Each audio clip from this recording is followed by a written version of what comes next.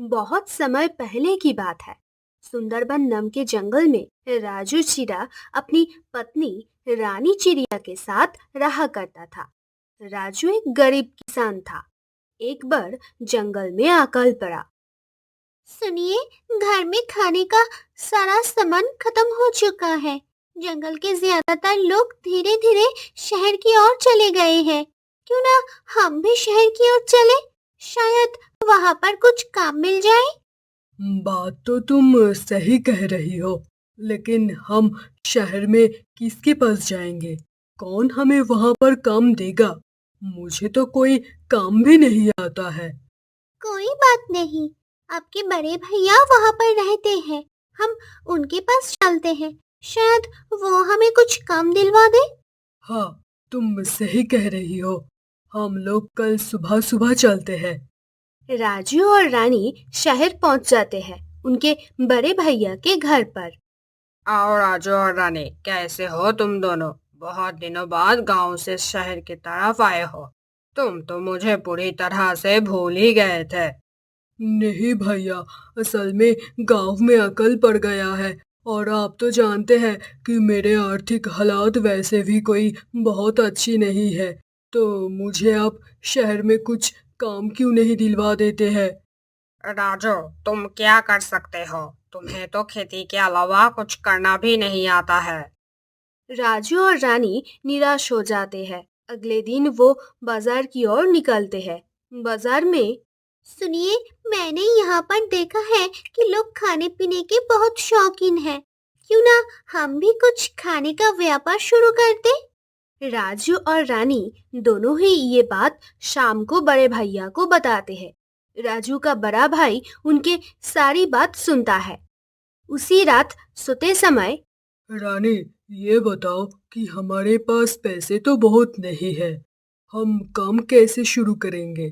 मुझे नहीं लगता कि बड़े भैया हमारी कोई भी मदद करने वाले हैं। हम खाना बनाने के लिए सिलेंडर कहाँ से लाएंगे? आप चिंता मत करिए, मैं एक चूल्हा बना लूंगी। हम चूल्हे पर ही खाना बनाकर लोगों को परोसा करेंगे। रानी एक चूल्हा बनाती है, खाने का काम शुरू कर देते हैं। लेकिन उनके चूल्हे को देखकर ज्यादा चिड़िया उनके पास नहीं आते थे। एक रात बहुत कड़ाके की बारिश होती है, जिसमें उनका चूल्हा भी भीग जाता है। अगले दिन, रानी, अब हम क्या करेंगे? हमारा व्यवसाय तो वैसे भी नहीं चल रहा था, और अब ये चूल्हा भी भीग गया। अब क्या होगा? कैसे होगा? लगता है अब वापस गांव ही लौटना पड़ेगा। वो बहुत दुखी होकर बैठ जाते हैं।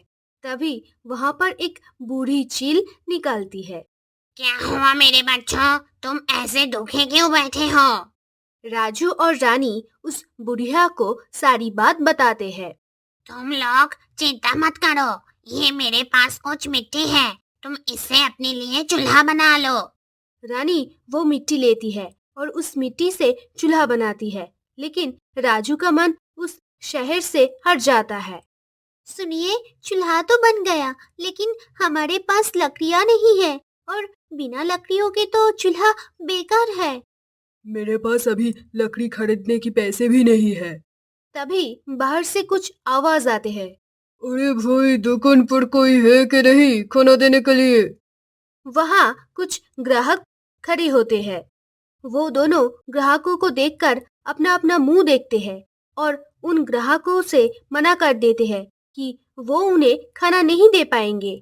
बूझे मन से वो दोनों अपने किचन में जाते हैं और अचानक वह देखकर आश्चर्यचकित रह जाते हैं कि उस चूल्हे पर सब्जी और रोटी बनी रखी होती है। राजू वापस जाता है और चिड़ियों को वापस बुलाता है। सभी चिड़ियों को खाने का स्वाद बहुत अच्छा लगता है। सब खुश होकर उन्हें अच्छा पैसा भी देकर जाते हैं। अब हर रोज ऐसा ही होता है। वो दोनों रात को सोते हैं और सुबह आकर देखते हैं तो उनके किचन में बहुत सारा खाना बना रखा होता है। एक सुबह, रानी, रोज सुबह ये इतना सारा खाना कैसे बन जाता है? मुझे लगता है भगवान ने हमारी सुन ली। वो चील कोई भगवान का ही दूत रही होंगी। ये चूल्हा कोई आम चूल्हा नहीं है, जादुई चूल्हा है। मुझे लगता है कि हमें उस चील को फिर ढूंढना चाहिए और उनको धन्यवाद बोलना चाहिए। वो लोग पूरे शहर में उस बुढ़िया को ढूंढते हैं, पर उन्हें वो कहीं नहीं मिलते।